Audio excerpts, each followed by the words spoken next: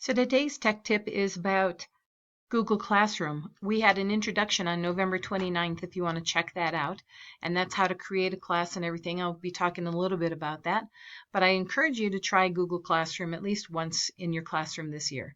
So if you go to the apps launcher after you've logged in and you just scroll down until you find Classroom. If you can't find it, you can just type in classroom.google.com. So these are the classes that I'm part of. But what you can do is just add a new class. The first tip that I have, though, is to make sure that you keep a consistent naming convention. So maybe you want the year and the class that it is. You can add a section and you can add a subject, but the naming will make it much easier for you to find your classes as you add these. Now remember that you can always add more classes for your class. If you teach an elementary class and you want to have 3 reading groups or 3 math groups or how many ever, you can create those. So we can just say group A. And then I'm going ahead and create that class. So you can add your students here and invite your students, but you don't need to, and I'm going to show you how to do that here in just a little bit. This is the class code, and I'm going to actually log in as a student here in a little bit and get these assignments. So most of the places where you want to work is on your stream. So the next tip that I have is you can create some templates. I'm going to create an assignment. And so I created this assignment for 3rd grade, and it was called Space. And it is really helpful to write very detailed instructions.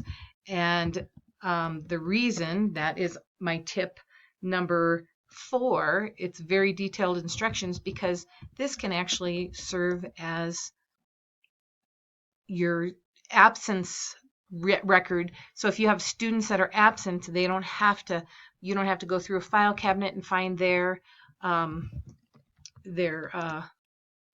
worksheets or whatever. You can find the assignments right here if you've got the detailed instructions. So if they're sick, they can just check that at home. They can get their instructions and they can do the assignments at home.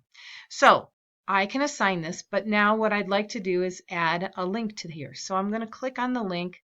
Actually, no, I'm not going to do that. I'm going to click a template that I created.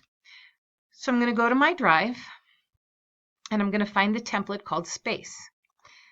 So I'm going to add that to my assignment. Now here's the important part. This is my tip number 2.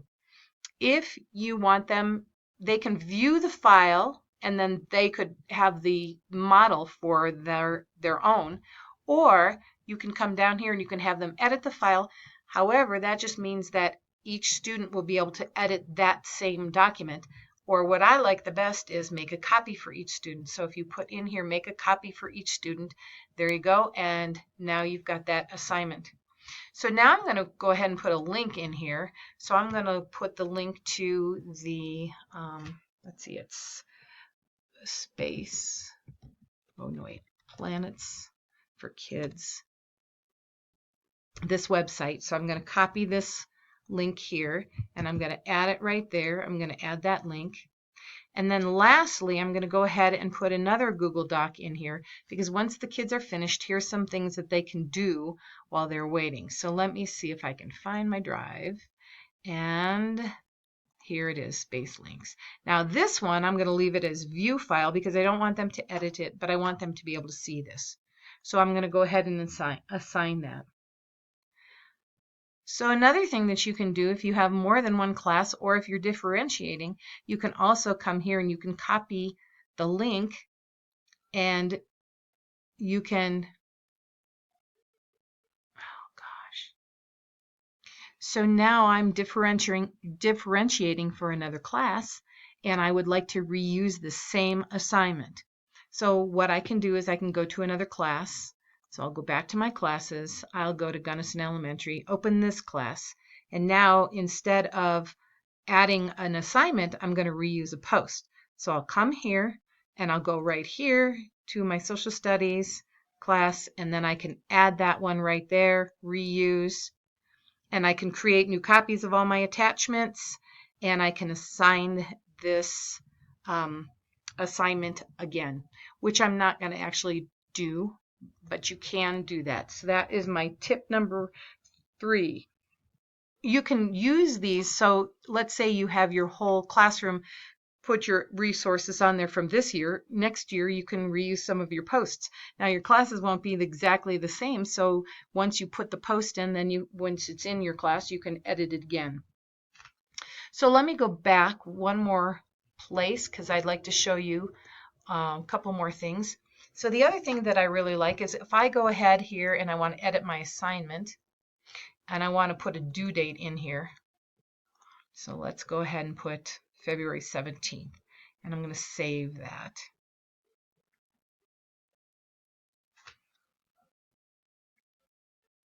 And it's taken a few minutes for it to save.